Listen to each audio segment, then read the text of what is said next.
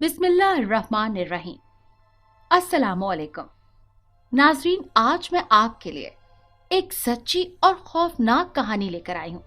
लेकिन इससे पहले कि मैं कहानी शुरू करूँ, जो लोग हमारे चैनल पर नए हैं उनसे गुजारिश है कि वो हमारे चैनल कहानी महल को सब्सक्राइब कर लें, ताकि आपको हमारी इस तरह की दिलचस्प कहानियाँ बर वक्त मिलती रहें। आसमान साफ था और रात की तारीकी 400 छाई हुई थी। रात के तकरीबन 2 बज रहे थे। वो घर की दूसरी मंजिल पर बने एक कमरे में बैठी पढ़ रही थी और बाकी घर वाले कमरे से बाहर बने छोटे से सहन में चारपाई बिछाए सो रहे थे। दरअसल सुबह उसका केमिस्ट्री का एग्जाम था और वो उसके फार्मूले वगैरह याद कर रही थी। हर तरफ गहरी खामोशी थी और घड़ी की टिक टिक की आवाज भी साफ सुनाई देती थी। ऐसे में अचानक उसने ढोल की आवाज सुनी, जैसे बहुत से ढोल बज रहे हों और वो भी जोर जोर से। वो हैरान हुई कि अभी तो 400 खामोशी छाई थी और अभी एक सेकंड में इस कदर शोर। और वो शोर गली से आ रहा था, जैसे कोई ठीक उनके दरवाजे के सामने ढोल बजा रहा हो। उसके दिल में बाहर गली में झांक कर देखने का शौक पैदा हुआ। दिल ही दिल में वो खौफजदा भी थी, लेकिन उसने हिम्मत करके टेरेस का दरवाजा खोला और आहिस्ता से टेरेस की तरफ बढ़ी। नीचे गली का मंजर देखकर उसके होश ही उड़ गए। उसे ये भी होश न रहा कि वो जल्दी से अंदर की तरफ भाग जाए। वो चुपचाप पलकें झुकाए होशो हवास से बेगाना नीचे देख रही थी। नीचे बारात का सा समा था और उसके घर के सामने वाला हिस्सा रोशनियों से भरा पड़ा था। हालांकि उनके घर के बाहर कोई बल्ब या रोशनी का दूसरा इंतजाम भी नहीं था। पूरी गली अंधेरे में डूबी हुई थी और उसके घर के सामने वाला हिस्सा खूब रोशन था। वो क्या देखती है कि चुड़ैलें, पिच्छल पैरियां और जिन परियां खूब बन ठन कर बारात के पीछे पीछे चल रहे थे और आगे एक खूबसूरत सुनहरी बग्गी में कोई खूनखार जिन बन ठन कर पर्दा ताने बैठा था। अचानक ही एक चुड़ैल की नजर ऊपर टेरेस पर खड़ी लड़की पर पड़ी। अचानक ही उसने देखा कि ऊपर तो कोई लड़की खड़ी है। उसने अपने लंबे पीले दांतों की नुमाइश करने के अंदाज से उसे देखा और अजीब से अंदाज में कहकहा लगाने लगी और हाथ में पकड़ी बड़ी सी थाली से एक पोटली उठाई और उस चुड़ैल ने वही खड़ी खड़ी अपने बाजू लंबा करते हुए उस लड़की के हाथ में वो पोटली थमा दी। अब उस चुड़ैल का हाथ वापस छोटा होकर पहले वाले साइज में पहुंच चुका था। वो दम साधे खामोशी से खड़ी ये मंजर देख रही थी। उसके हाथ ने गर्माहट से महसूस की। उसने अपने हाथ को देखा तो वहां वही पोटली थी। वो पोटली नीम गरम थी। अब बारात आगे की तरफ चलती हुई धीरे धीरे ऊपर आसमान की तरफ उड़ने लगी। वो चुड़ैल जिसने उसे पोटली थमाई वो भी आगे बग्गी की तरफ उड़ गई। तकरीबन पूरी बारात ही आसमान की तरफ परवास कर गई। आखिर में कुछ चुड़ैलें और पिच्छल पैरियां थी। वो भी कुछ देर में उड़ने ही वाली थी जब एक निहायत ही खूनखार पिच्छल पैरी की नजर टेरेस पर पड़ गई। उसने कहकहा लगाया और अजीब अंदाज से उस लड़की को इशारा किया। वो लड़की अंदर तक सहम गई। उसकी रीढ़ की हड्डी में सर्द लहर दौड़ गई। उस पिच्छल पैरी की आंखें इस कदर वहशत ज़दा और खौफनाक थीं कि वो लरस कर रह गई और गिरते ही बेहोश हो गई। आखिरी मंजर जो बेहोश होने से पहले उसने देखा वो ये था कि उड़ता हुआ एक गोल काले रंग का धुआं नुमा ह्योला उसके घर में दाखिल हुआ। सुबह उसकी अम्मी उसे उठाने की गर्ज से आई तो देखा कि उनकी अकलौती बेटी कशफ टेरिस पर बेहोश पड़ी थी। अम्मी घबरा कर आगे बढ़ी और उसे उठाया, पानी के छींटे उसके मुंह पर फेंके तो वो खांसती हुई उठ खड़ी हुई। उसके हाथ में पोटली अभी भी थी और हैरत की बात है कि वो अभी भी नीम गरम ही थी। उसकी अम्मी भी उसके हाथ में सुनहरी और लाल रंग की खूबसूरत पोटली देख चुकी थी और अब उससे पोटली से मुताल्लिक पूछ रही थी।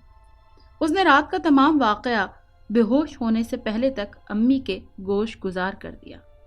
उसकी अम्मी उसे नीचे ले आई जहां उसके अब्बू, भाई और बूढ़े दादा जान बैठे थे।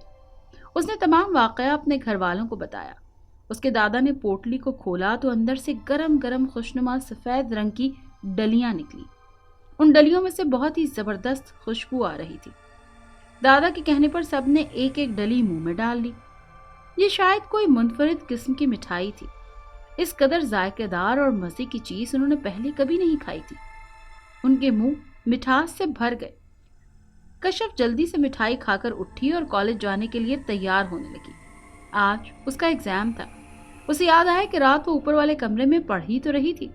اس کا جیومیٹری باکس بھی اوپر رہ گیا۔ وہ جلدی سے چھت پر گئی اور جیسے ہی کمرے کا دروازہ کھولا، اندر کا منظر دیکھ کر اس کا اوپر کا سانس اوپر اور نیچے کا نیچے رہ گیا۔ اس نے زندگی میں پہلی مرتبہ اتنا خوف محسوس کیا۔ کیا دیکھتی ہے کہ ایک بھرے بالوں والا کالا بلّا اس کی جیومیٹری کو منہ میں دبائے کھڑا ہے۔ اس بلے کی آنکھیں حد درجہ سرخ اور اس کے منہ سے لال رنگ کی رال ٹپک رہی تھی۔ ایک تو بلے کا عام بلیوں اور بلوں سے کافی بڑا سائز تھا اور دوسرا اس کی غراہٹ، وہ بھی بہت عجیب تھی۔ کشف کو اس بلے سے خوف آنے لگا، لیکن پیپر کا وقت بھی ہو رہا تھا، سو دھیرے سے آگے بڑھی اور کانپتی ہوئی آواز میں بلے کو ہاتھ سے ڈراتی ہوئی ش ش کی آواز نکالتی اس سے وہ جیومیٹری باکس لینے لگی۔ لیکن بلّا ٹس سے مس نہ ہوا۔ اب تو وہ باقاعدہ ڈرنے لگی اور دھیرے دھیرے پیچھے ہٹنے لگی۔ تبھی بلے نے ایک جست لگا کر اس کے ہاتھ پر کاٹ لیا۔ وہ چیخنے لگی، میرا ہاتھ! اس کا ہاتھ پوری طرح خون سے سرخ ہو گیا اور تکلیف بھی ہونے لگی۔ اس کی ماں نے چیخ سنی تو دوڑتی ہوئی اوپر آئی۔ کشف بیٹا کیا ہوا؟ کشف جو بہت زیادہ گھبرائی اور روتی ہوئی ہاتھ کو دبائی کھڑی تھی۔ امی کالے بلے کے ہاتھ پر کاٹ لیا ہے، روتے ہوئے کشف نے جواب دیا۔ کہاں کاٹا بلے نے؟ امی نے اس کا ہاتھ پکڑا جہاں ایک ہلکی سی خراش کا بھی نشان نہیں تھا۔ کشف بھی حیرت سے سیدھا الٹا کر کے اپنا ہاتھ دیکھنے لگی۔ امی، میں سچ کہہ رہی ہوں، یہاں تھا وہ بھیانک بلّا اور اس نے میری جیومیٹری باکس کو اپنے منہ میں دبایا ہوا تھا۔ امی، میں قسم سے بالکل سچ کہہ رہی ہوں۔ کشف نے بیڈ کی طرف اشارہ کیا جہاں کچھ دیر پہلے خونخوار بلّا بیٹھا ہوا تھا۔ اچھا میری بیٹی، رات دیر تک پڑھتی رہی ہو، یہ ضرور آپ کا وہم ہی ہوگا۔ امی نے دلاسا دیا اور اس کا ہاتھ پکڑے اسے نیچے لے گئی۔ کالج وین بھی آ گئی تھی۔ کشف نے امی اور دادا کو سلام کیا اور وین میں بیٹھ گئی۔ اس نے اپنی سب سے بہترین دوست کو دیکھا جو بک کھولے اپنی سوچوں میں گم تھی۔ کشف اپنی بہترین دوست مائرہ کے ساتھ رات ہونے والا واقعہ شیئر کرنا چاہتی تھی، لیکن اس نے نوٹ کیا کہ مائرہ پہلے سے ہی اداس بیٹھی ہے اور اس کا دھیان کہیں اور ہے۔ اپنے بہترین دوست کو اداس دیکھ کر کشف اندر سے تڑپ گئی۔ مائرہ، پریشان کیوں ہو؟ کشف نے اس کے کاندھے پر ہاتھ رکھے پیار سے پوچھا۔ وہی مسئلہ کشف، میری تائی جان کا مجھ پر ظلم اور تشدد بڑھتا ہی جا رہا ہے، وہ اداس لہجے میں بولی۔ مائرہ اپنے ماں باپ کی اکلوتی اولاد تھی اور اس کی امی کا انتقال ہو گیا تھا۔ وہ تائی امی اور تایا ابو کی فیملی کے ساتھ رہتی تھی کیونکہ مائرہ کے ابو بیرون ملک گئے ہوئے تھے۔ مجھے بہت غصہ آتا ہے تمہاری تائی امی پر، وہ ایسا کیوں کرتی ہیں؟ بس ایک بات فائنل ہوئی، آج پیپر دینے کے بعد تمہارے بابا کو کالج سے کال کر کے ساری صورتحال سے آگاہ کریں گے، اور اب نہ مت کرنا مائرہ، کشف نے غصے سے دو ٹوک لہجے میں کہا۔ مائرہ کچھ کہنے ہی والی تھی کہ ایک جھٹکے سے وین رک گئی۔ اپنی بات چھوڑ کر مائرہ اور باقی سب لڑکیاں انکل سے پوچھنے لگی کہ وین کیوں رک گئی۔ شاید وین میں کوئی خرابی پیدا ہو گئی ہے۔ ان کا کالج مین روڈ کی دوسری طرف تھا۔ سب لڑکیوں نے انکل سے باقی مسافت پیدل چل کر عبور کرنے کے لیے اجازت لی اور چل پڑی۔ سبھی لڑکیاں گروہ کی شکل میں جا رہی تھیں اور کشف اور مائرہ بھی سب سے آگے ہاتھ پکڑے چل رہی تھی۔ اب وہ اپنے ہونے والے پیپر کو ڈسکس کر رہی تھی۔ مین روڈ سامنے تھا اور اس کے کالج کی عمارت سامنے نظر آ رہی تھی۔ سبھی آگے پیچھے ہاتھ پکڑے سڑک کراس کرنے لگی۔ کشف اور مائرہ ہاتھ پکڑے سب سے آگے تھی۔ مین روڈ پر دو بڑی بڑی سڑکوں پر مشتمل تھی۔ ہر طرف گاڑیاں ہی گاڑیاں تھیں۔ چونکہ صبح کا وقت تھا، سبھی لوگ اپنے کام کاجوں اور دفتروں کی طرف اور طلبہ کالجوں اور اسکولوں کی طرف جا رہے تھے۔ ایک سڑک تو انہوں نے آرام سے کراس کر لی۔ اب وہ سبھی لڑکیاں سڑک کے بیچوں بیچ بنے فٹ پاتھ پر کھڑی تھیں اور ارد گرد سے گاڑیاں گزر رہی تھیں اور وہ ٹریفک کم ہونے کا انتظار کر رہی تھیں۔ اچانک ہی مائرہ نے کشف کا ہاتھ دھیرے سے چھوڑا اور گاڑیوں کی پرواہ نہ کرتے ہوئے فٹ پاتھ سے سڑک کی جانب چل دی۔ لڑکیوں نے مائرہ کو یوں اچانک سڑک کی طرف چلتے دیکھا تو آواز دی اور روکنے کی کوشش کی، لیکن تب تک وہ کافی آگے نکل چکی تھی اور کئی گاڑیاں تیزی سے مائرہ کے قریب سے گزری، لیکن مائرہ ان سے صاف بچ گئی۔ گاڑیاں ابھی بھی آ رہی تھیں اور وہ کئی لوگ विंडो से सर निकालकर उस दीवानी लड़की को कोस रहे थे जो सड़क के बीचों बीच बड़े इत्मीनान और सुकून से चलती जा रही थी। खुद कश्यप का भी बुरा हाल था। उसे समझ नहीं आ रहा था कि हो क्या रहा है और मायरा ये सब क्यों कर रही है। सड़क में एक शोर बरपा था। मायरा, मायरा रुक जाओ, मायरा आगे नहीं जाओ, वो गाड़ी आ गई, मायरा उस तरफ देखो, मायरा पीछे देखो, उस तरफ गाड़ी आ रही है, अरे पागल क्या हो गया है, सुबह सुबह नींद में चल रही हो क्या। गर्ज हर सिम से लोगों की आवाजें आ रही थी और ऐन उसी वक्त अचानक फुल स्पीड में आती गाड़ी ने उसे इस कदर जोर से हिट किया कि वो उछलती हुई मुखालिफ सिमत से आती स्कूल बस से टकराई और उससे पहले कि बस ड्राइवर ब्रेक लगाता बस का एक टायर मायरा को कुचल चुका था। बस के टायर के नीचे आने से पहले मायरा ने हंसते हुए कश्यप को देखा, जैसे वो बहुत खुश हो इस हादसे से, और फिर अचानक ही कई चीखें फिजा में बुलंद हो गईं। उसकी जान से प्यारी दोस्त अब इस दुनिया में नहीं रही थी। कुचले जाने के सबब मायरा का बुरा हाल था।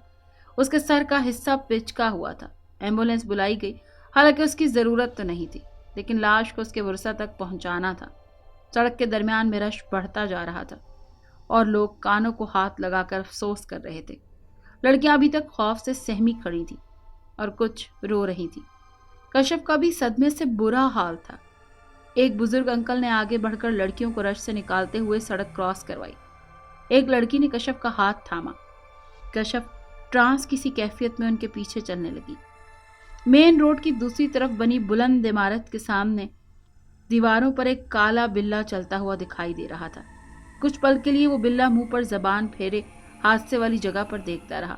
फिर उसने अपना सर इर्द गिर्द घुमाया जैसे किसी को तलाश कर रहा हो, और फिर अचानक ही उसकी नजरों का रुख सड़क क्रॉस करती सहमी हुई लड़कियों पर पड़ गया। तब से आखिर में कश्यप एक लड़की का हाथ थामे चलती नजर आई। वो बिल्ला कुछ पल देखता रहा और फिर अजीब सी गुर्राहट करता हुआ करीब ही बने पुराने घने दरख्तों की शाखों में छलांग लगाते ही पत्तों और झाड़ियों में गायब हो गया। उसकी प्यारी दोस्त को बिछड़े 1 महीना होने को आया, लेकिन ना तो कश्यप से एग्जाम ठीक से दिए गए और ना ही वो इस गम से निजात हासिल कर सकी। हर वक्त मायरा उसके दिमाग में छाई रहती थी। वो अब नीचे ही रहती। उस दिन के वाक़े के बाद उसकी तन्हा ऊपर जाने की बिल्कुल भी हिम्मत ना हुई। वो अम्मी के साथ कई बार मायरा के घर गई। वो जब भी उसकी ताई से मिली तो हमेशा शफकत और प्यार से पेश आई, और कश्यप दिल ही दिल में उसे गुस्से से घूरती रहती और सोचती कि अगर ये जालिम सफाक औरत मायरा की ज़िंदगी में इसे मोहब्बत दे देती, शफकत से पेश आती, तो शायद आज ऐसा ना होता। खैर, मायरा का किस्सा जितना पुराना होता जा रहा था वो कश्यप के जहन में इतना ही सवार होता जा रहा था। वो उसकी आखिरी हंसी नहीं भूल पा रही थी, लेकिन फिर भी वो ये सब कुछ भुलाकर कुछ और सरगर्मियों में और पढ़ाई में मसरूफ रहने की कोशिश करने लगी, और यूं वक्त गुजरता गया। इस वाक़े को 2 माह गुजर गए। सर्दियां उरूज पर थीं, कभी धूप निकलती और कभी नहीं। आज धूप निकली थी और सूरज मुकम्मल रोशन था। कश्यप ने शावर लिया और धूप में कुछ पल बैठने की खातिर किताब उठाए छत पर जाने लगी। सीढ़ियां चढ़ते उसे अजीब सा खौफ महसूस हुआ, लेकिन उसने सोचा दिन का वक्त है और वैसे अम्मी भी सीढ़ियों के पास ही चारपाई बिछाए सब्जी बना रही हैं, और दादा जान भी सामने ही लकड़ी के बने तख्ते पर बैठे मोटा चश्मा लगाए किताब में गर्क हैं। सो तहफ्फुज़ का एहसास होते ही वो छत पर जा पहुंची। सीढ़ियों के बिल्कुल सामने कमरा था। वो कमरे में एक डरी हुई निगाह डालकर कमरे की मुखालिफ सिमत चारपाई धूप में सेट करके बैठ गई। वो किताब पढ़ने लगी, सीरतुन नबी सल्लल्लाहु अलैहि वसल्लम। जैसे जैसे वो किताब पढ़ रही थी उसे अजीब बेचैनी महसूस हो रही थी। हालांकि ये उसकी पसंदीदा किताब थी और वो हजारों मर्तबा पढ़ने के बावजूद इस किताब को शौक और दिलचस्पी से पढ़ती थी। जब बेचैनी और अजीब सी कैफियत हद से बढ़ी तो उसने सोचा कोई दूसरी किताब पढ़ती हूँ। उसने दादा की तोहफा दी हुई खूबसूरत मजमून में लिखी किताब सीरतुन नबी सल्लल्लाहु अलैहि वसल्लम को चूमा और दूसरी किताब लेने की गर्ज से कमरे की तरफ कदम बढ़ा दिए। वो अपनी ही धुन में कमरे में दाखिल हुई, ये सोचे बिना कि वो अहद कर चुकी थी कि इस कमरे में तन्हा नहीं आएगी। जैसे ही वो कमरे के दरवाजे पर पहुंची, अंदर का मंजर देखकर उसका दिल उछल कर बाहर आने को हुआ। दिल की धड़कन तेज हो गई। अंदर कोई लड़की सर पर दुपट्टा ओढ़े टेरेस की तरफ मुंह किए बैठी थी। कश्यप की तरफ उसकी पुश्त थी। कश्यप बाकायदा कांप उठी। उसने हाथों में सीरत उन-नबी की किताब अभी भी उठा रखी थी। उसने ढेर सारी हिम्मत जमा करके उस लड़की से पूछा, कौन कौन हो तुम? उस लड़की ने धीरे से अपना चेहरा मोड़ा। उसे देखते ही कशफ के औसान खता हो गए। उसके हवास जवाब देने लगे। वो मायरा थी। कशफ ने दरवाजे का सहारा लेते हुए खुद को संभाला। उसकी आंखों से आंसू जारी थे। मायरा, उसने धीरे से कहा। जवाबन मायरा हंसने लगी। ये बिल्कुल वही हंसी थी जो मायरा मरने से पहले आखिरी दफा उसकी तरफ देखकर हंसी थी। मैं आ गई तुम्हारे पास। वो मायरा ही थी। आवाज भी मायरा जैसी थी, बस कुछ अजीब भारीपन था मायरा की आवाज में। कशफ, ये किताब वहां रखो और मेरे पास आओ मेरी दोस्त। मेरी दोस्त तो मर चुकी है। सुना तुमने? मर चुकी है वो, कशफ ने रोते हुए कहा। जवाबन वो जोर से कहकहा लगाकर हंसी और कशफ की तरफ बढ़ी। कशफ ने खौफ से आंखें बंद कर ली। कुछ पल बाद उसने आंखें खोली तो देखा कमरे में कोई भी नहीं था। वो हैरत से इधर उधर देखने लगी। वो आगे बढ़ी और टेरेस का दरवाजा खोलकर बाहर देखने लगी, जब अचानक से उसे अपने कानों के करीब मायरा की भारी आवाज महसूस हुई। कशफ, उस किताब ने तुम्हें बचा लिया मुझसे, वरना मैं तुम्हें साथ ही लेकर जाती। कशफ के मुंह से बेख्तियार निकला, या अल्लाह। फिर वो कमरे से बाहर आ गई। कशफ बहादुर लड़की थी, लेकिन थी तो लड़की ही ना। वो चारपाई पर लेट गई और किताब अपने ऊपर रखकर दूर उफक की तरफ घूरने लगी। कशफ, कशफ बेटा, नीचे आओ जल्दी। थोड़ी ही देर बाद उसकी अम्मी की आवाज आई तो वो दौड़कर नीचे आ गई। जी अम्मी। नीचे आई तो उसकी कजन हुमा और उनके बड़े भाई फाखिर आए हुए थे। दरअसल हुमा के भाई फाखिर की शादी थी, तो इसी सिलसिले में वो कशफ को रात ढोलक के लिए लेने आए थे। कशफ जल्दी से तैयार हुई और उनके साथ चल दी। वो सब हाल नुमा कमरे में बैठे थे। रात देर तक शुगल मेला और ढोलक जारी रहा। 11 बजे के करीब कशफ की अम्मी का फोन आया। उन्होंने फाखिर से कहा कि कशफ को घर छोड़ दे। सब कजन्स ने इसरार किया कि फुप्पो कशफ को रात यहीं रुकने दे, लेकिन शादी में तो अभी हफ्ता बाकी था और रोज ढोलक के लिए आना भी था। सो उसकी अम्मी ने कहा कि फाखिर बेटे, कशफ को घर छोड़ दो, पराई जगह उसको नींद नहीं आती। फाखिर भाई ने हामी भर ली। कशफ भी घर जाना चाहती थी, सो अपने कजन्स और मुमानी जान से मिलने के बाद कार में आ बैठी। फाखिर ने ड्राइविंग सीट संभाली और यूं वो कशफ के घर की ओर चल दिए। रास्ता सुनसान था और रात का वक्त था। कशफ की मुमानी का घर शहर से हटकर करीब ही था, यानी शहर में ही था, लेकिन साथ ही गांव की सड़क लगती थी जो मुकम्मल सुनसान थी। इस वक्त भी वो सड़क सुनसान थी। सड़क में हर जगह लैंप पोस्ट लगे थे, लेकिन सड़क बिल्कुल खाली थी। अचानक से फाखिर ने देखा कि दूर से कोई गाड़ी को रोकने के लिए इशारा कर रहा है। लगता है किसी को लिफ्ट चाहिए गुड़िया, फाखिर भाई ने कशफ से कहा और धीरे से गाड़ी आहिस्ता करके रोक ली। सामने कोई बुजुर्ग बाबा थे, जिनके चेहरे पर हल्की हल्की दाढ़ी थी और आंखों में एक अजीब चमक थी। कशफ ने ऐसी चमक कभी किसी की आंखों में नहीं देखी थी और होंठ शदीद सुर्ख थे, जैसे बाबा जी पान खाकर आए हों। जी बाबा जी, फाखिर भाई ने कहा। गाड़ी का शीशा नीचे करते हुए पूछा, फरमाइए। मुझे सनग महल जाना है, बाबा जी ने बिना झुके हल्का सा सर नीचे करते हुए कहा। सरंग महल कशफ के मोहल्ले से जरा पहले एक साइड पर था। फाखिर कुछ पल सोचता रहा, फिर किसी ख्याल के तहत नीचे उतरकर गाड़ी का पिछला दरवाजा खोला और बाबा जी को अंदर बिठा लिया। गाड़ी चल दी। गाड़ी का बैक व्यू मिरर दरमियान में लगा था, जहां से बाबा जी का हल्का मुस्कुराता चेहरा वाज़ेह नजर आ रहा था। गाड़ी में खामोशी छाई थी। फाखिर भाई भी चुपचाप ड्राइविंग कर रहे थे और कुछ ही देर बाद वो सरंग महल थे। फाखिर ने गाड़ी साइड पर रोकते हुए बैक व्यू मिरर से बाबा जी को देखते हुए कहा, जी बाबा जी उतर जाइए, ये रहा सरंग महल्ला।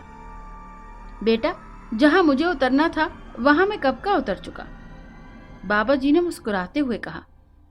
फाखिर भाई और कशफ ने बैक वक्त हैरत से पीछे देखा और उन्हें हैरत के कई झटके लगे, ये देखकर कि पीछे वाली सीट बिल्कुल खाली थी और वहां कोई भी नहीं था। और जब फाखिर भाई ने सीधा मुंह किया और बैक व्यू मिरर में देखा तो उन्हें अपना दिल डूबता हुआ महसूस हुआ, क्योंकि बैक व्यू मिरर में बाबा जी अब भी पीछे बैठे थे। शदीद खौफ की वजह से कशफ की दिल की धड़कन भी तेज हो गई। फाखिर भाई ने फिर पीछे मुड़कर देखा तो कोई भी नहीं था। اور واپس شیشے کی طرف دیکھا جہاں سے بابا جی کا لال ہونٹوں والا مسکراتا چہرہ ابھی بھی نظر آ رہا تھا۔ بابا جی پلیز جائیں۔ فاخر بھائی نے اکھڑتی ہوئی سانس کو قابو کرتے بمشکل کہا، بیٹا میں تو کب کا چلا گیا، جہاں جانا تھا، اب تمہاری باری ہے اور میں تمہیں لینے آیا ہوں۔ فاخر بھائی نے گردن ٹیڑھی کرتے کشف کو دیکھا جو نہ جانے کب ہوش و حواس کھوئے بے ہوش ہو گئی تھی۔ فاخر بیٹا ابھی اس کی باری نہیں آئی، تم صرف اپنی فکر کرو، لیکن جلد ہی وہ بھی مرے گی، بابا جی نے کہا اور ایک دم آگے کو بڑھے۔ فاخر کو اپنی حرکتیں قلب بند ہوتی محسوس ہوئی۔ آخری منظر جو اس نے دیکھا کہ انتہائی بھیانک چہرہ جس کی لمبی گردن تھی وہ پچھلی طرف سے آگے کی سیٹ کی طرف بڑھ رہا تھا۔ 27 سالہ مولانا احد جو کہ زبردست عالم فاضل تھے، وہ اپنی والدین کی اکلوتی اولاد تھے۔ ان کے والدین کا خواب تھا کہ ان کا بیٹا بہت بڑا بزنس مین بنے اور وراثت ملے، بزنس کو سنبھالے، اور انہوں نے اپنے والدین کے خواب کو پورا کرنا بھی چاہا، یہاں تک کہ وہ یونیورسٹی پہنچ گئے۔ اور ایک دن یونیورسٹی میں اسلام سچا مذہب پر سیمینار تھا۔ احد احان بھی اپنے دوستوں کے ساتھ سیمینار اٹینڈ کرنے لگا۔ مشہور تھا کہ وقت کے سب سے بڑے بزرگ برتر و درویش ابو دجانہ عثمانی تشریف لا رہے ہیں۔ سبھی اسٹوڈنٹ ان کے آرٹیکل وغیرہ شوق سے پڑھتے تھے۔ احد نے نہ تو انہیں کبھی دیکھا تھا، یہاں تک کہ اس نے ان کے آرٹیکل بھی نہیں پڑھے تھے، لیکن اس کے دوست اسے کھینچ کر سیمینار میں لے آئے۔ تھوڑی ہی دیر بعد آواز آنا شروع ہو گئی، ابو دجانہ عثمانی صاحب تشریف لے آئے ہیں۔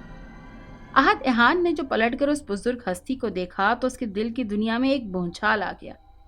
سفید عبائے کی قسم کا کرتا پہنے، 2 ہاتھ مٹھی جتنی گھنی سفید داڑھی، ہاتھ میں بانس کے درخت سے بنا موٹا ڈنڈا نما لاٹھی اور کاندھے میں سفید رنگ کا تھیلا اٹھائے رکھا تھا۔ پاؤں میں موزے کی طرح کے کھال سے بنے جوتے اور جھکی کمر کے ساتھ دھیرے دھیرے چلتے اپنی کرسی کی طرف بڑھ رہے تھے۔ احد نے اس قدر نورانی چہرہ پہلے کبھی نہیں دیکھا تھا۔ وہ ان کی شخصیت کے سحر میں کھو گیا۔ مزید برآں کہ وہ راستے میں ادب سے کھڑے طلبہ کو جب مسکرا کر جواب دیتے تو مسکراہٹ سے ان کے چہرے میں لالی ابھر آتی جو ان کے چہرے کو بہت پیارا اور نورانی بنا رہی تھی۔ بس اسی دن سے احد کی دنیا بدل گئی۔ اب وہ باقاعدگی سے بابا جی کے درس میں شرکت کرنے لگا۔ جلدی اس نے اپنا چہرہ سنت رسول صلی اللہ علیہ وآلہ وسلم سے سجا لیا۔ خاندان والوں کی بڑھ چڑھ کر مخالفت کے باوجود یونیورسٹی کو خیر آباد کہا اور دینی تعلیم حاصل کرنے لگا۔ یونیورسٹی چھوڑنے کے بعد بھی اس نے اپنے دوستوں کو نہیں چھوڑا، اور آج بھی وہ اپنے ایک دوست کی شادی میں شرکت کی غرض سے آیا تھا، کیونکہ اس کے دوست کی شدید خواہش تھی کہ اس کا نکاح اس کی جان سے پیارا دوست احد احان پڑھائے۔ شادی میں شرکت اور دوستوں کو کافی وقت دینے کے بعد اس نے زاہد بابا جو ان کے ڈرائیور تھے کو چلنے کا اشارہ کیا۔ دوستوں نے رکنے پر احتجاج کیا، لیکن احد نے کہہ دیا کہ جانا ہے تو بس جانا ہے۔ اوکے جانی مولانا صاحب، پھر کب ملاقات ہوگی؟ ایک دوست نے پوچھا تو اس نے مسکرا کر کہا، جب اللہ تعالیٰ نے چاہا۔ مسکراتے ہوئے کہا، سلام کرتے گھر کی طرف روانہ ہو گئے۔ راستے میں ان کا گزر سرنگ محل کی طرف سے ہوا۔ جب انہوں نے دیکھا کہ رات کے اندھیرے میں کار کھڑی ہے تو ان کی کار کی روشنی میں جب دوسری کار پر پڑی تو اندر کا منظر واضح تھا۔ ایک 25-26 سالہ لڑکا اور 19 سالہ لڑکی گردن لڑکھائے بے ہوش پڑے تھے۔ زاہد بابا نے فوراً ایمبولینس بلائی اور احد احان نے اپنے پولیس میں موجود دوست کو پرسنلی کال کر کے بلایا۔ تھوڑی دیر بعد ایمبولینس والے انہیں گاڑی میں ڈالے لے گئے۔ مولانا احد کی دوست انسپکٹر عمر بھی اپنی بائک میں سوار پہنچ چکے تھے۔ لڑکی کا سیل فون نکال کر اس کے گھر والوں کو کال کی گئی اور تھوڑی ہی دیر میں سب ہاسپٹل میں موجود تھے۔ کشف کے امی ابو اور بھائی بھی آ گئے تھے۔ انسپکٹر عمر نے پرسنلی ہی سب سے پوچھ گچھ کی۔ مولانا احد کے کہنے پر انہوں نے رپورٹ درج کی تھی۔ وہ سب حیران تھے کہ ان کی گاڑی سرنگ محل کیا کر رہی تھی۔ یہ تو اب ان کے ہوش میں آنے پر ہی پتہ چلنا تھا۔ تقریباً آدھے گھنٹے کے بعد ڈاکٹر باہر آئے۔ سبھی دوڑ کر ڈاکٹر کے ارد گرد جمع ہو گئے۔ ڈاکٹر نے فاخر اور کشف کے گھر والوں کو ایک نظر دیکھا جن کا رو رو کر برا حال تھا۔ ارے ڈاکٹر صاحب، آپ کچھ بتاتے کیوں نہیں؟ فاخر کی بوڑھی والدہ نے روتے ہوئے کہا، دیکھیے محترم، لڑکی بالکل ٹھیک ہے، بس خوف اور صدمے سے بے ہوش ہوئی ہے، ابھی کچھ دیر میں ہوش میں آ جائے گی۔ سب نے سکھ کا سانس لیا۔ اور میرا بیٹا کیسا ہے؟ فاخر کی والدہ نے جلدی سے پوچھا۔ وہ دراصل آپ کے بیٹے کو ہارٹ اٹیک ہوا ہے، ہم اپنی پوری کوشش کر رہے ہیں، انشاءاللہ اس کی جان بچانے میں کامیاب رہیں گے۔ اتنا بول کر ڈاکٹر صاحب ایکسکیوز کرتے ہوئے آگے بڑھ گئے، جبکہ اس کے والدین کا رو رو کر برا حال تھا۔ 1 ہفتے میں اس کی شادی تھی۔ سبھی دل سے اس کے لیے دعائیں کرنے لگے۔ سب کی دعائیں رنگ لائیں اور کشف کو ہوش آ گیا۔ اس کے چہرے کا رنگ ابھی بھی زرد تھا۔ وہ آنکھیں اوپر اٹھائے چھت کو گھور رہی تھی۔ اس کی امی اور ابو کمرے میں آئے تو امی کو دیکھتے ہی وہ رونے لگی۔ امی، فاخر بھائی کو مار دیا اس نے امی۔ وہ ہچکیاں لے لے کر رو رہی تھی۔ اس کی امی نے اسے گلے لگا لیا اور اسے پیار کرنے لگی۔ ابو نے گلاس میں پانی انڈیل کر اسے دیا۔ جب اس نے ایک سانس میں ہی تیزی سے ختم کر لیا، میری بچی، فاخر بھائی ٹھیک ہو جائیں گے، فکر نہیں کرو۔ اس کی امی نے اس کے سر پر بوسہ دیا۔ نہیں امی، وہ کہہ رہا تھا کہ وہ فاخر بھائی کو لینے آیا ہے اور وہ لے کر جائے گا، اور پھر میری باری آئے گی۔ اتنا بول کر وہ پھر رو دی۔ کون بیٹا؟ کس نے کہا تم سے یہ سب؟ اب ابو، ایک بابا جی نے، کشف نے جواب دیا۔ بابا جی؟ کون سے بابا جی؟ ابو، انہوں نے فاخر بھائی سے کہا کہ مجھے سرنگ محلے چھوڑ دے، اور ابو جب ہم سرنگ محلے پہنچے تو بابا سے کہا کہ اتر جائیں۔ کشف اتنا بول کر رونے لگی۔ ابو جی، بابا جی نہیں تھے، لیکن ابو وہ وہیں پر تھے۔ کشف اب ہچکیاں لے کر رو رہی تھی۔ اس کے ابو نہ سمجھی اور پریشانی سے اسے دیکھ رہے تھے۔ اس کی امی کو اس کے پاس چھوڑ کر وہ باہر آ گئے۔ انکل، آپ کی بیٹی نے کچھ بتایا؟ انسپیکٹر عمر اور مولانا احد نے آگے بڑھ کر پوچھا تو کشف کے ابو نے انہیں سب کچھ بتا دیا جو کشف نے بتایا۔ مولانا احد احان ان کی باتیں سن کر چونکے، جبکہ انسپیکٹر عمر بھی سوالیہ نظروں سے احد احان کی جانب دیکھنے لگے۔ مولانا صاحب، خیر تو ہے؟ انسپیکٹر عمر نے کہا۔ اب ان کے دوست پیار سے زیادہ تر اسے مولانا صاحب ہی پکارتے تھے۔ یار، کچھ عجیب ہے اس سب سے، میں پورا واقعہ سننا چاہتا ہوں اس لڑکی کے منہ سے، آخر پتہ تو چلے حقیقت کیا ہے۔ احد احان نے کہا اور کشف کے گھر والوں کی طرف بڑھے۔ کشف کی حالت اب پہلے سے بہتر ہو چکی تھی، تھوڑی دیر میں کشف اپنے ابو امی کی موجودگی میں احد احان کو سارا قصہ سنا رہی تھی۔ کشف، کیا اس سے پہلے بھی کوئی عجیب واقعہ رونما ہوا ہے آپ کی زندگی میں، یا کچھ انہونی جو آپ نے محسوس کی ہو؟ مولانا احد نے ویسے ہی اس کی ذہنی کیفیت سنبھالنے کے لیے پوچھ لیا، لیکن کشف کے ہاں میں زور سے سر ہلانے پر سب حیرت سے اسے دیکھنے لگے۔ یہ سب اس رات سے شروع ہوا جب میرا ایگزام تھا اور میں پڑھ رہی تھی۔ اچانک رات کو 2 بجے گلی میں آتی ڈھولک کی آواز سنی، اور یوں کشف نے مٹھائی کے قصے سے مائرہ کی موت، کالا بلہ اور کشف کی مری ہوئی سہیلی کا آنا، اور پھر وہ بابا جی، سب کچھ مولانا احد کے گوش گزار کر دیا۔ وہ اور اس کے امی ابو بھی چپ چاپ سنتے رہے۔ مٹھائی اور کالے بلے کی تصدیق اس کی امی نے بھی کی، کیونکہ مٹھائی تو ان سب نے کھائی، اور وہ کالے بلے کے حملہ کرنے پر کشف کی امی نے کشف کو روتے اور کہتے سنا تھا کہ امی، کالے بلے نے میرے ہاتھ پر کاٹ لیا۔ مولانا احد کچھ پل سوچ میں پڑ گئے، وہیں کھڑے رہے اور پھر انہیں سلام کر کے دوبارہ آنے کا کہہ کر چلے گئے۔ جاتے ہوئے انسپیکٹر عمر سے ان کے گھر والوں کا خیال رکھنے کے لیے کہہ گئے۔ وہ سیدھا اپنے بزرگ کی خدمت میں پیش ہوئے۔ وہ اس سے ذکر کرنے میں مشغول تھے۔ ذکر سے فارغ ہو کر انہوں نے آنکھیں کھولی۔ احد احان نے فوراً آگے بڑھ کر ان کا ہاتھ چوما، انہیں سلام کیا۔ شفقت سے احد کے سر پر ہاتھ رکھتے انہوں نے مسکراتے ہوئے سلام کا جواب دیا۔ پیر و مرشد؟ احد مسکرائے۔ ارے لڑکے، کہاں کے پیر اور کہاں کے مرشد، ہم بس خاک کی ایک چٹکی ہے میرے بیٹے۔ احد مسکرایا، وہ جانتا تھا بابا جی یہی جواب دیں گے۔ یقیناً آپ پہلے سے جانتے ہیں میں یہاں کیوں آیا ہوں۔ بیٹا، اللہ کی ذات واحد و یکتا اور سب سے عظیم ہے۔ احد نے ادب سے آنکھیں نیچی کی۔ بے شک ایک مسلمان طالب علم کے لیے یہی بہترین ہے کہ وہ اپنے مسلمان معلم کے سامنے نگاہیں نیچی رکھے۔ کچھ پل بابا جی خاموش رہے، پھر گویا ہوئے۔ بیٹا، ایک شریر جننی اس لڑکی کے سر پر منڈلا رہی ہے۔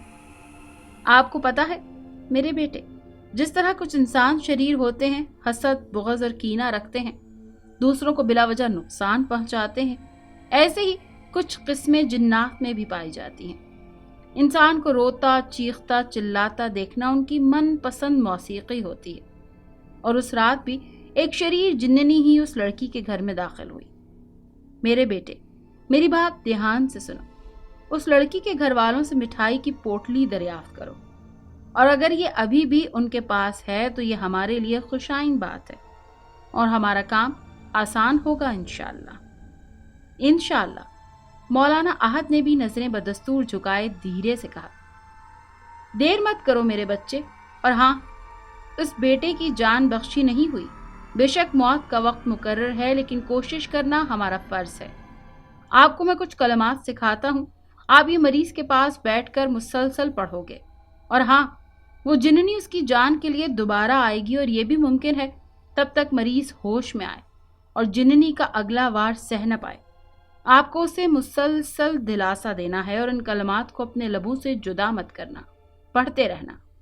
آگے وہی ہوگا جو منظور خدا ہوگا بلا شبہ. جی بابا جی. احد نے آگے بڑھ کر بابا جی کا ہاتھ چوما اور سلام کرتے ہوئے باہر چل دیے. فجر کی اذان کا وقت قریب تھا. ساری رات بھاگ دوڑ کی وجہ سے وہ تھک چکے تھے، لیکن کسی کی زندگی کا سوال تھا، سو اسی لیے مولانا احد احان جدوجہد میں مصروف تھے. اللہ اکبر، اللہ اکبر.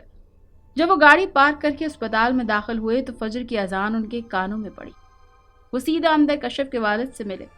کیا دیکھتے ہیں کہ سبھی پریشان ہیں اور رو رہے ہیں، اور فاخر کی امی بے ہوش ہو چکی ہیں. اسے جلد ہی ڈاکٹرز چیک اپ کے لیے اندر لے گئے. مولانا صاحب ہماری مدد کریں، ہمارے بچے کو بچا لیں. فاخر کے والد احد احان کو اندر لاتے ہوئے گڑ گڑانے لگے. استغفر اللہ. میرے محترم بزرگ، بے شک شفا دینے والی ذات اللہ تبارک و تعالیٰ کی ہے. انشاءاللہ ٹھیک ہو جائے گا، بگڑا کام ضرور بنے گا، آپ پریشان مت ہو. انہیں دلاسا دے کر وہ کشف کے ابو سے پوٹلی سے متعلق پوچھنے لگے. کشف کے ابو نے اس کی امی سے پوچھا تو انہوں نے کہا کہ وہ اس قدر خوبصورت ملائم کپڑے سے بنی پوٹلی تھی کہ ان کا دل ہی نہیں کیا اس کو پھینکنے کو، اور وہ اب بھی گھر میں موجود ہے. چونکہ کشف بہتر تھی اور ویسے بھی اسپتال والوں نے اسے ڈسچارج کر دیا تھا، تو کشف امی اور بھائی کے ساتھ گھر آ گئی اور اس کے ابو فاخر کے گھر والوں کے ساتھ اسپتال میں ہی رک گئے. احد بھی فجر کی نماز ادا کر کے چل دیے. کشف کے بھائی کو ہدایت کی کہ وہ انہیں گھر چھوڑ کر پوٹلی لیے فوراً ہسپتال آ جائے. یہ کہہ کر وہ آگے بڑھے. اچانک کوئی اہم بات ذہن میں آتے ہی وہ پلٹے اور اس کے بھائی کو پکارا. سنو، کشف سے کہنا تنہا اوپر مت جائے. نماز سے فارغ ہو کر آئے تو کیا دیکھتے ہیں کہ سب کے چہرے پریشانی اور غصے سے سرخ ہوئے ہوئے ہیں. وہ آگے بڑھے اور فاخر کے والد سے پوچھنے لگے تو انہوں نے کچھ پل سامنے وارڈ کی طرف دیکھا جہاں ان کی بیوی بے ہوش پڑی تھی، اور پھر بولے، بس بیٹا، یہ دنیا کسی کی نہیں ہے. برے وقتوں میں ہی لوگوں کی پہچان ہوتی ہے. لیکن انکل، ہوا کیا ہے؟ فاخر کی پسند سے طے شدہ شادی کا انکار لے کر آئے تھے آج لڑکی والے. کہنے لگے تمہارے بیٹے پر سایہ ہے اور تمہارا بیٹا بیمار ہے. ہم اپنی بیٹی ایسی جگہ ہرگز نہیں بیاہیں گے. میں اپنے بیٹے کی خاطر ان کے گھر گیا، اپنی ہونے والی بہو سے ملا، لیکن بیٹا سب کے تیور ہی بدلے ہوئے تھے. اللہ بس میرے بچے کو زندگی اور عافیت دے. آمین. احد نے مختصر کہا. اتنے میں کشف کا بھائی بھی پوٹلی اٹھائے وہاں موجود تھا. وہ سوچ ہی رہا تھا کہ پہلے بابا جی ابو دجانہ عثمانی کو یہ پوٹلی تھما دے، پھر وہ فاخر کے پاس بیٹھ کر کلمات پڑھے گا. لیکن کیا دیکھتا ہے کہ وہ لاٹھی ٹیکتے اپنے ازلی مسکراہٹ کے ساتھ دھیرے دھیرے چلے آ رہے ہیں. وہ انہیں دیکھ کر بے اختیار مسکرایا اور آگے بڑھ کر ان کا ہاتھ تھام لیا. میرے بیٹے، آپ وہی کرو جو میں نے بتایا ہے آپ کو، اور یہ پوٹلی مجھے دو. بلکہ رکو، مجھے پہلے مریض کے کمرے میں لے چلو. جی حضرت، احد احان نے کہا اور ان کا ہاتھ تھامے فاخر کے کمرے میں چل دیا. فاخر بے سود لیٹا تھا. کئی تاریں اس کے سینے سے جڑی اور قریب ہی پڑی بڑی سی مشین جڑی تھی. ایک ہی رات میں اس کی آنکھوں کے گرد سیاہ حلقے چھانے لگے. بابا جی نے فاخر کے والد کو کہا، میرے بیٹے، اسے گھر لے جاؤ. ڈاکٹری کا جو علاج ہونا تھا ہو گیا، باقی جو ہمارا کام ہے وہ ہم کریں گے. بابا جی نے کہا، اور فاخر کی امی کو بھی عجیب سی چپ لگ گئی تھی. فاخر کے گھر والوں نے تھوڑی رکاوٹ ڈالنے کی کوشش کی، لیکن فاخر کے والد صاحب کی سختی سے حکم پر وہ اپنی ذمہ داری پر سرٹیفکیٹ بنانے فاخر کو گھر لے گئے. ایک کمرے میں فاخر کو بیڈ پر لٹا دیا اور بابا جی نے بیڈ کے سامنے ہی آگ کا انتظام کروایا اور احد احان کو دروازے کے قریب فرش پر بیٹھنے کا اشارہ کیا. دروازہ بالکل بند تھا. کمرے میں صرف 3 لوگ تھے. بابا جی کچھ پڑھتے جاتے اور پوٹلی پر پھونک مارتے جاتے. آخر کمرے کی ایک کھڑکی جو بیرونی طرف تھی اس میں روشنی پیدا ہوئی. اس قدر روشنی کہ عہد احان کو اپنی آنکھوں کو بازوؤں سے ڈھانپنا پڑا۔ تھوڑی ہی دیر میں روشنی غائب ہو گئی، ہر طرف خاموشی تھی، اور پھر اچانک ہی عہد احان کی نظریں پھٹی کی پھٹی رہ گئی۔ سامنے ایک جن جس نے نہایت ہی خوبصورت لباس سے بتن کیا تھا، آنکھوں میں سرخی دوڑ رہی تھی، ماتھے پر کوئی چمکتی تاج نما چیز لگی رکھی تھی۔ ادب سے سلام کیا اور سامنے بیٹھ گیا، اور اپنی عجیب و غریب بھاری آواز سے بولا، محترم ابو دجانہ عثمانی، ایک بار پھر آپ سے ملنے کا شرف حاصل ہوا۔ الحمدللہ، لیکن جس طرح آپ نے غصے کا اظہار کرتے ہوئے عجلت میں مجھے بلایا، انشاءاللہ سب خیر ہوگی۔ کیا یہ تمہاری سلطنت کے کسی جن زادے کی شادی کی پوٹلی ہے؟ بابا جی نے پوٹلی اس کے سامنے کرتے ہوئے کہا، جی میرے محترم، ایسا ہی ہے۔ یہ پوٹلی انسانی دنیا میں کیسے اور کیوں کر ہے، میں اس بارے میں نہیں جانتا۔ اس جن نے نظریں جھکائے ادب سے کہا، تم سب جانتے ہو۔ بابا جی نے گرج کر کہا، دراصل اگر آپ مجھے اپنے غضب کا شکار نہ کریں اور نرمی کا معاملہ فرمائیں تو میں آپ کی ہر ممکن کوشش کرنے کے لیے تیار ہوں۔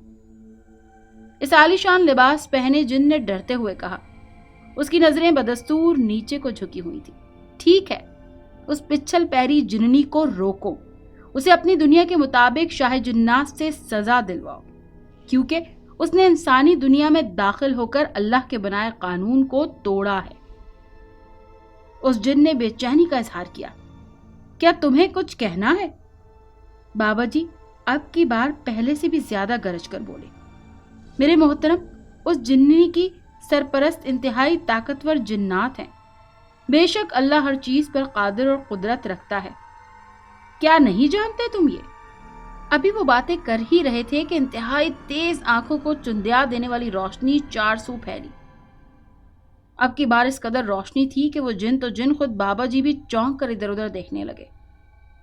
کئی پل روشنی میں رہے، یہاں تک کہ عہد احان کو لگا کہ وہ اپنی بینائی کھو دے گا، اور جب انہیں محسوس ہوا کہ اب روشنی نہیں ہے تو انہوں نے دھیرے سے اپنی آنکھیں کھولی۔ کیا دیکھتے ہیں، ایک خوبصورت سرسبز باغ ہے اور بہت سارے جنات سر جھکائے نظریں نیچی کیے بیٹھے ہیں۔ دھیمی دھیمی خوشبو فضا میں چار سو پھیلی ہے، اور سامنے ہی پھولوں سے بنا تخت ہے جہاں قوم جن کا شہنشاہ بیٹھا ہے۔ بابا جی کو دیکھتے ہی بادشاہ جن کھڑا ہوا اور انہیں سلام کیا۔ میرے محترم، ہم تمام واقعے سے آگاہ ہیں۔ ریشمی چڑیل نے اس جننی کے خلاف مقدمہ درج کروایا ہے جو انسانی دنیا کے لوگوں کو تنگ کرتی ہے۔ دراصل ریشمی چڑیل وہی ہیں جنہوں نے اس آدم زاد لڑکی کو مٹھائی کی پوٹلی دی۔ تھوڑی ہی دیر میں فضا سے بلند ہوتا ہوا دھواں نیچے آیا، اور جب دھند چھٹی تو ایک انتہائی کریح چہرے کی جننی جس کے ہاتھ آگ کے شعلوں سے بندھے تھے زمین پر پڑی تھی۔ اس کے آنے کی دیر تھی کہ اس کے سرپرست جن بھی آ پہنچے، اور آتے ہی مقابلہ کرنے لگے۔ بادشاہ جن کے وزیر سے کچھ دیر جادوئی مقابلہ جاری رہا، اور جلد ہی وہ جل کر خاکستر ہو گئے۔ وہ جننی چلائی، لیکن اس کے مقدمے کا فیصلہ ابھی باقی تھا۔ بادشاہ جن نے محترم بابا سے معافی مانگی اور عہد کیا کہ آئندہ اس معاملے میں کوتاہی نہیں ہوئے گی۔ ایک جن آگے بڑھا اور بادشاہ جن کی تعظیم کے بعد بولا، آقا، اس دن میری ہی بارات تھی جو میرے ہونے والی بیوی کے سسر کی اچانک ناگہانی وفات سے ملتوی ہو گئی۔ اب یہ بارات 2 دن بعد رکھی ہے۔ آپ کی اجازت سے میں محترم بزرگ اور ان کے ساتھ درویش صرف انسان کو دعوت دینا چاہتا ہوں۔ بادشاہ نے خوشی سے اجازت دے دی۔ کچھ ہی پل بعد خوابوں کی یہ دنیا دھیرے دھیرے غائب ہونے لگی۔ اب وہ واپس آ چکے تھے۔ وہ وزیر جن بھی غائب تھا۔ آنکھیں ملتے عہد نے منظر حال دیکھا۔ بابا جی مسکرا رہے ہیں اور فاخر کی طرف دیکھ رہے ہیں جو حیرت سے 2 اجنبی لوگوں کو اپنے کمرے میں موجود دیکھ رہا تھا۔ بابا جی نے کمرے کا دروازہ کھولنے کا اشارہ کیا۔ عہد نے آگے بڑھ کر دروازہ کھولا۔ باہر سب لوگ موجود تھے۔ کشف بھی اپنی امی ابو اور بھائی کے ساتھ موجود تھی۔ ظہر کی اذان کا وقت ہونے والا تھا۔ بابا جی نے آگے بڑھ کر اس کے سر پر ہاتھ رکھا اور اسے دعائیں دینے لگے۔ سبھی لوگ کمرے میں داخل ہو چکے تھے۔ سب کے چہرے خوشی سے سرشار تھے۔ عہد احان ابھی بھی اس جادوئی کیفیت میں ہی تھے۔ سب لوگوں کے کمرے میں داخل ہوتے ہی عہد احان الٹے قدموں کمرے سے باہر نکل گئے۔ اب سب کچھ ٹھیک تھا، الحمدللہ۔ कश्यप खुदा का ढेर सारा शुक्र अदा करके सोई थी। सब लोग छत पर चारपाई बिछाए सोए थे। अचानक कश्यप की आंख खुली, जैसे किसी ने जोर से उसके पांव के अंगूठे को पकड़कर खींचा हो। वो घबरा कर उठी, उसके बेख्तियार कमरे की तरफ देखा। कमरे से रोशनी फूटकर बाहर आ रही थी। कश्यप ने बारी बारी घर वालों को देखा, वो सब गहरी नींद में थे।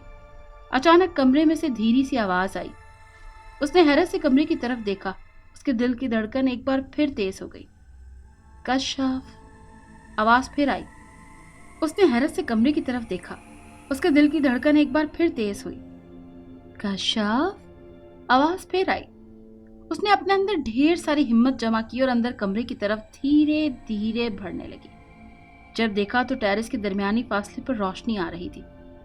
क्या देखती है कि रेशमी चुड़ैल, जिसने कश्यप की तरफ मिठाई वाली पोटली बढ़ाई थी, हाथ में कुछ फूल और एक कागज का मोटा टुकड़ा लिए खड़ी है। कश्यप घबराकर पीछे हटी जब रेशमी चुड़ैल ने सरगोशी के अंदाज से उसे बुलाया। कश्यप, डरो नहीं, ये फूल माजरत करने के लिए तुम्हारे लिए अपनी दुनिया से लाई हूं। और कागज उसकी तरफ बढ़ाते हुए बोली, इसमें बादशाह जिन की तरफ से उसी शादी में शिरकत के लिए दावतनामा है। हमारे साथ चलो, हमारी दुनिया, हमारे लोगों की बारात देखने। कश्यप घबराकर अपने घर वालों की तरफ देखने लगी। फिक्र ना करो कश्यप, तुम्हारे घर वालों को तुम्हारी गैर मौजूदगी का इल्म नहीं होगा। उनके जागने से पहले तुम्हें वापस छोड़ दूंगी मैं।